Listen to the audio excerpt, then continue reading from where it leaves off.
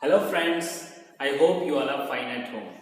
So today we are going to learn and not learn, we are going to find out about the new experiment that is friction. Okay, this is a very common topic and very interesting topic to learn about the new concepts about friction. So I think you have come across this word in your daily life, okay, and in your syllabus and in your study curriculum also this word is very common. So before going to the detailed topic of this friction, I would like your mind to think about the friction, means what actually friction is and how is it working, how high friction, how low friction is getting produced, and that we are going to correlate with our daily life cycles. Okay, means in our day-to-day life, whatever experiments or whatever things are coming across, we are going to relate it with that, and with the help of that examples we will understand what actually the friction is. And in this friction we have the several types of friction, that also we are going to learn one by one, but we will go step by step. So first of all, what is friction?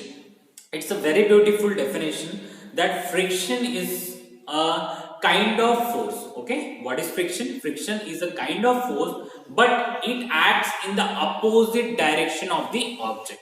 Okay, for example, I'll give you a diagram. This is the surface. Okay, this is the surface and this is the object placed on the surface. This is the flat surface and this is the object. Now, according to the definition, what is friction? That it is an opposite force acting on the surface. Okay, if the force is acting on this direction, okay, object we are pushing this side, so frictional force will be applied in the opposite direction. Okay, frictional force will be applied in the opposite direction. Now you will ask, sir, how we can correlate with this in our daily life? Now consider the example as you are writing something with holding a pen or pencil. I'd like to tell you that if I am holding this pen with my fingers, that is with these three fingers, here also the friction is acting. I will tell you how. See, this concept of static friction. What actually static friction is? Static friction is nothing but the equal and opposite force which is acting on this pen with the help of fingers. Okay, now see, my fingers are holding this pen, or your fingers are also holding this pen. Now what is happening? This pen is also exerting an equal and opposite force on the tips of the fingers. That is the reason why you can hold your pen with the help of this fingertips.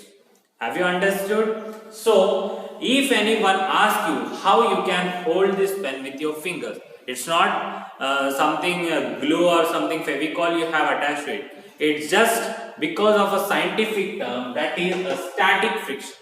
Static friction means what? A equal and opposite amount of force which is acting on the your fingertips. So who is exerting a force? The pen itself is exerting a opposite force on the fingers.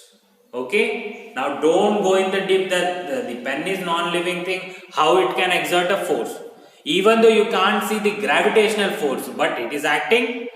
Same wise, the further study will let you know how the opposite force is getting acted. Now in your day-to-day life, second example I will give you. For example, if you have a table and certain books are kept on that. Now you cannot see that these books are roaming here and there as you do when sir is not there in the class.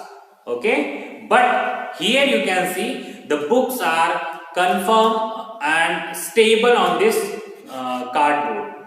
Why is it so? In your day-to-day life, you can also have a research on that this is because of the static friction. What is happening in this?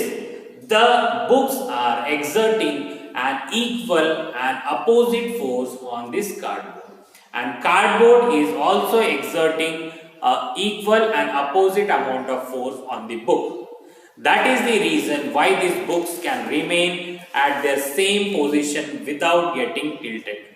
If you incline this, it may get or it may fall down. That is the another type of friction. It will come in sliding friction, rolling friction, that we will learn in another part. But this is the concept what I want you to understand, that is because of the static friction. I hope this part is clear to you. Very good.